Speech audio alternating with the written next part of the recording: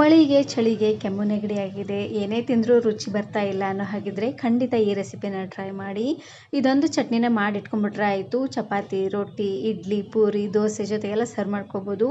ಅದರಲ್ಲೂ ಈ ಚಳಿಗೆ ಸಖತ್ ರುಚಿಯಾಗಿರುತ್ತೆ ಅಂತಲೇ ಹೇಳ್ಬೋದು. ಹಾಗಾದರೆ ಬನ್ನಿ ತಡ ಮಾಡದೆ ರೆಸಿಪಿನ ಶುರು ಮಾಡೋಣ.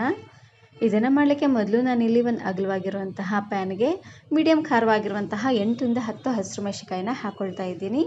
ಮೆಣಸಿಕಾಯಿನ ಆದಷ್ಟು ಈ ರೀತಿಯಾಗಿ 1ರಲ್ಲಿ 2 ಭಾಗನ ಮಾಡಿ ಹಾಕ್ಕೊಳ್ಬೇಕು. ಈ ರೀತಿಯಾಗಿ ಮಾಡೋದ್ರಿಂದ ಹುರಿಯುವಾಗ ಸಿಡಿಯೋದಿಲ್ಲ.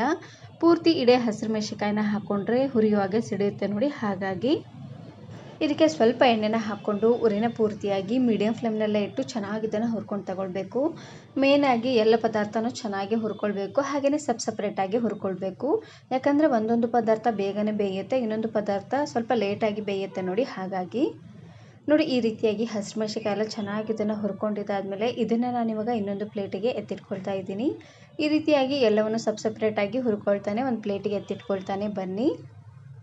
ಇವಾಗ ಅದೇ ಪ್ಯಾನ್ಗೆ 1 ಗಡ್ಡೆ ಆಗುವಷ್ಟು ಬೆಳ್ಳುಳ್ಳಿ ಹಾಗೆಯೇ ಮೀಡಿಯಮ್ ಸೈಜಿನ 1 ಈರುಳ್ಳಿನ ಹಾಕ್ಕೊಂಡು ಹುರ್ಕೊಳ್ತಾ ಇದ್ದೀನಿ. ಇವೆರಡನ್ನು ಒಟ್ಟಿಗೆ ಹಾಕ್ಕೊಂಡು ಹುರ್ಕೊಳ್ಳಿ. ಇದಕ್ಕೆ ಸ್ವಲ್ಪ ಎಣ್ಣೆನ ಹಾಕ್ಕೊಂಡು ಹುರ್ಕೊಳ್ತಾ ಇದ್ದೀನಿ. ಈ ರೀತಿಯಾಗಿ ಎಲ್ಲವನ್ನು ಹುರ್ಕೊಳ್ಬೇಕಾದ್ರೆ ಸ್ವಲ್ಪ ಅನ್ನೋಂಗೆ ಎಣ್ಣೆನ ಹಾಕ್ಕೊಂಡು ಚೆನ್ನಾಗಿ ಇದನ್ನು ಹುರ್ಕೊಂಡು ತಗೊಳ್ಬೇಕು.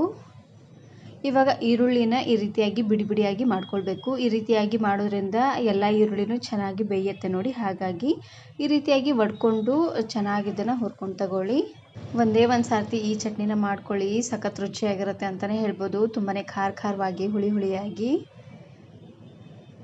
ನಾನು ಇದೇ ರೀತಿ ಬಹಳಷ್ಟು ವೆರೈಟಿ ಆಗಿರುವಂತಹ ಚಟ್ನಿ ರೆಸಿಪೀಸ್ನ ಅಪ್ಲೋಡ್ ಮಾಡಿದ್ದೀನಿ. ವಿಡಿಯೋ ನೋಡಿಲ್ಲ ಅಂದರೆ ಈ ವಿಡಿಯೋ ಕೊನೆಯಲ್ಲಿ ಹಾಕಿರ್ತೀನಿ ನೋಡಿ, ಚೆಕ್ ಮಾಡಿ.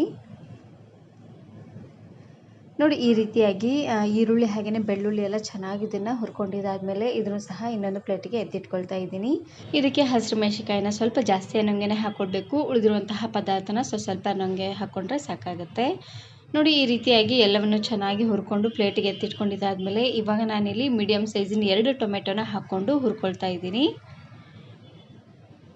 ಟೊಮೆಟೊನ ಆದಷ್ಟು ಈ ರೀತಿಯಾಗಿ ಮೀಡಿಯಮ್ ಸೈಜಲ್ಲೇ ಕಟ್ ಮಾಡಿಕೊಂಡು ಹಾಕ್ಕೊಳ್ಳಿ, ಬೇಗನೆ ಬೇಯುತ್ತೆ. ಹಾಗಾಗಿ ಪೂರ್ತಿ ಇಡೀ ಟೊಮೆಟೊನ ಹಾಕ್ಕೊಂಡ್ರೆ ಕರೆಕ್ಟಾಗಿ ಬೇಗನೆ ಬೇಯೋದಿಲ್ಲ ನೋಡಿ. ಸ್ವಲ್ಪ ಈ ರೀತಿಯಾಗಿ ಕಟ್ ಮಾಡಿ ಹಾಕ್ಕೊಂಡು ಇದಕ್ಕೆ ಸ್ವಲ್ಪ ಎಣ್ಣೆನ ಹಾಕ್ಕೊಂಡು ಚೆನ್ನಾಗಿ ಇದನ್ನು ಹುರ್ಕೊಂಡು ತಗೊಳ್ಬೇಕು. ಟೊಮೆಟೊ ಬೇಯಲಿಕ್ಕೆ ಸ್ವಲ್ಪ ಟೈಮ್ ತೊಗೊಳುತ್ತೆ, ಅದು ಬಿಟ್ಟರೆ ಉಳಿದಿರುವಂತಹ ಎಲ್ಲ ಪದಾರ್ಥನೂ ಹುರ್ಕೊಳ್ಳೋಕ್ಕೆ ಅಷ್ಟೊಂದಾಗಿ ಟೈಮ್ ತೊಗೊಳ್ಳೋದಿಲ್ಲ. ಹಸಿರು ಮೆಣಸಿಕಾಯಿ ಹಾಗೆ ಟೊಮೆಟೊ ಇವೆರಡನ್ನೂ ಸ್ವಲ್ಪ ಜಾಸ್ತಿ ಅನ್ನೋಂಗೆ ಹಾಕ್ಕೊಳ್ಳಿ. ಹುಳಿಯಾಗೂ ಇರುತ್ತೆ, ಖಾರವಾಗೂ ಇರುತ್ತೆ, ತಿನ್ನಲಿಕ್ಕೆ ತುಂಬಾ ಟೇಸ್ಟಿಯಾಗಿರುತ್ತೆ ನೋಡಿ. ಈ ರೀತಿಯಾಗಿ ಟೊಮೆಟೊ ಎಲ್ಲ ಪೂರ್ತಿಯಾಗಿ ಚೆನ್ನಾಗಿ ಹುರ್ಕೊಂಡಿದ್ದಾದಮೇಲೆ ಇವಾಗ ನಾನಿಲ್ಲಿ ಹುರಿದಿಟ್ಟಿರುವಂತಹ ಎಲ್ಲ ಪದಾರ್ಥನೂ ಇದಕ್ಕೆ ಹಾಕ್ಕೊಂಡು 1 ಗರಿ ಆಗುವಷ್ಟು ಕರಿಬೇವು ಸೊಪ್ಪು ಹಾಗೆಯೇ ಸ್ವಲ್ಪ ಕೊತ್ತಂಬರಿ ಸೊಪ್ಪನ್ನು ಹಾಕ್ಕೊಂಡು ಮತ್ತೆ ಇದನ್ನು ಲೈಟಾಗಿ ಹುರ್ಕೊಳ್ತಾ ಇದ್ದೀನಿ. ನಿಮ್ಗೆ ಸ್ವಲ್ಪ ಮಸಾಲೆ ಹಾಕಬೇಕು ಅನ್ನೋ ಹಾಗಿದ್ರೆ ಪುದೀನ ಸೊಪ್ಪಿದ್ರೆ ಅದನ್ನು ಸಹ ಹಾಕ್ಕೊಳ್ಬೋದು. ನಾನಿಲ್ಲಿ ಪುದೀನ ಸೊಪ್ಪನ್ನು ಹಾಕ್ಕೊಳ್ತಾ ಇಲ್ಲ, ತುಂಬಾ ಸಿಂಪಲ್ಲಾಗಿ ಮಾಡಿ ತೋರಿಸ್ತಾ ಇದ್ದೀನಿ. ಇವಾಗ ಮತ್ತೆ ಎಲ್ಲ ಪದಾರ್ಥನೂ ಒಂದೇ ಒಂದು ಸಾರ್ತಿ ಈ ರೀತಿಯಾಗಿ ಚೆನ್ನಾಗಿ ಇದನ್ನು ಮಿಕ್ಸ್ ಮಾಡಿಕೊಂಡು ಸ್ವಲ್ಪ ಹೊತ್ತು ಹಾಗೆ ಬಿಟ್ಟು ಇವಾಗ ನಾನಿಲ್ಲಿ ಗ್ಯಾಸನ್ನು ಆಫ್ ಮಾಡ್ಕೊಳ್ತಾ ಇದ್ದೀನಿ. ಸೊಪ್ಪನ್ನು ಫ್ರೈ ಮಾಡೋದೇನು ಬೇಡ, ಫ್ರೈ ಮಾಡಿದ್ರೆ ಇದರಲ್ಲಿರುವಂಥ ಫ್ಲೇವರ್ ಎಲ್ಲ ಹೊರಟೋಗುತ್ತೆ ನೋಡಿ. ಹಾಗಾಗಿ ಸ್ವಲ್ಪ ಬೆಚ್ಚಗಾಗೋವರೆಗೂ ಬೇಯಿಸ್ಕೊಂಡ್ರೆ ಸಾಕಾಗುತ್ತೆ. ನೋಡಿ ಈ ರೀತಿಯಾಗಿ ಎಲ್ಲ ಪದಾರ್ಥನೂ ಚೆನ್ನಾಗಿ ಮಿಕ್ಸ್ ಮಾಡ್ಕೊಂಡಿದ್ದಾದಮೇಲೆ ಇದು ಪೂರ್ತಿಯಾಗಿ ತಣ್ಣಗಾಗೋವರೆಗೂ ಹಾಗೆ ಇದನ್ನು ಬಿಟ್ಟು ಇವಾಗ ನಾನಿಲ್ಲಿ ಸಣ್ಣ ಮಿಕ್ಸಿ ಜಾರ್ಗೆ ಹುರಿದಿರುವಂತಹ ಎಲ್ಲ ಪದಾರ್ಥನೂ ಹಾಕ್ಕೊಂಡು ನುಣ್ಣದಾಗಿ ಗ್ರೈಂಡ್ ಮಾಡ್ಕೊಳ್ತಾ ಇದ್ದೀನಿ. ಇದಕ್ಕೆ ಸ್ವಲ್ಪನೂ ನೀರನ್ನು ಹಾಕೋ ಹಾಗಿಲ್ಲ, ಹಾಗೆ ಇದನ್ನು ಗ್ರೈಂಡ್ ಮಾಡ್ಕೊಳ್ಬೇಕು. ಟೊಮೆಟೊ ಅಲ್ಲಿ ಸ್ವಲ್ಪ ನೀರಿನ ಅಂಶ ಇರುತ್ತೆ ನೋಡಿ, ಅದೇ ಸಾಕಾಗುತ್ತೆ. ಹಾಗಾಗಿ ಪೂರ್ತಿ ನುಣ್ಣದಾಗೂ ಬೇಡ, ಸ್ವಲ್ಪ ತರ್ತರೆ ಅನ್ನೋಂಗೆ ಗ್ರೈಂಡ್ ಮಾಡಿಕೊಂಡ್ರೆ ಸಾಕಾಗುತ್ತೆ.